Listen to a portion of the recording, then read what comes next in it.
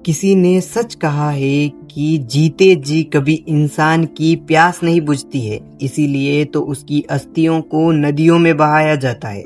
तो नमस्कार दोस्तों, मैं राहुल सिंह चौहान एक बड़ी छोटी सी कहानी के साथ।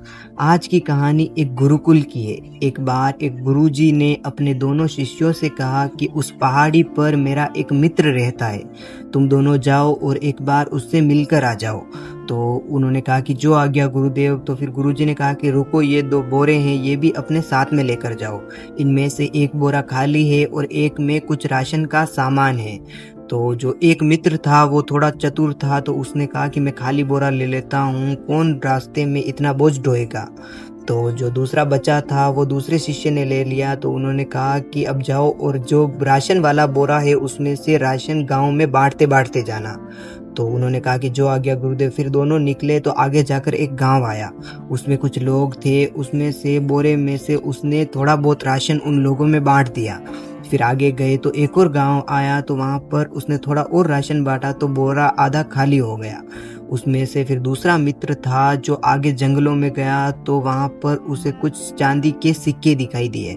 उन्होंने उसे बोरे में भर लिया। फिर आगे और गया तो वहां पर तांबे के सिक्के मिले, उसने उन्हें भी उस बोरे में भर दिया। इधर जो मित्र था वो गांव में राशन बांटते बांटते जा रहा था, उसका बोरा खाली होते जा रहा था और इसका बोझ से भर रहा था। फिर ये वजन ढोने के लायक नहीं बचा था, इसकी कमर दर्द करने लग गई थी। फिर थोड़ा और आगे गया तो इसको चांदी की सोने की ईंटें दिखाई दी, तो उसने उन्हें भी अंदर भर लिया। फिर बोझ इतना ज्यादा हो गया कि वह उठा नहीं पा रहा था, लेकिन वह सोच रहा था कि एक बार बस पहाड़ी पर पहुंच जाऊं, फिर आते समय तो मुझे बहुत बोझ कम लगेगा, क्योंकि आते समय उतार है, पूरा चढ़ाव नहीं है। फिर एक बार पहाड़ी तक पहुंच जाऊं, उसके बाद तो मैं वापस आश्रम भी नहीं जाऊंगा, सीधा अपने गांव चला जाऊंगा और ऐश करूंगा। तो उसके मन में लालच आ गया था, लोभ आ गया था।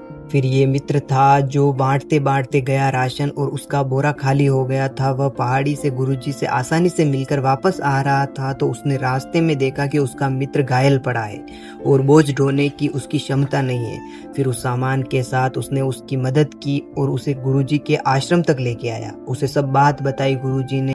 तो उनके गुरुजी ने उन दोनों को समझाया कि ये जीवन बहुत छोटा है, इसमें लोगों को खुशियां देना सीखिए, खुशियां छीनना नहीं। इसीलिए तो मैंने तुमको ये 2 बोरे दिए थे, तुमको समझाने के लिए।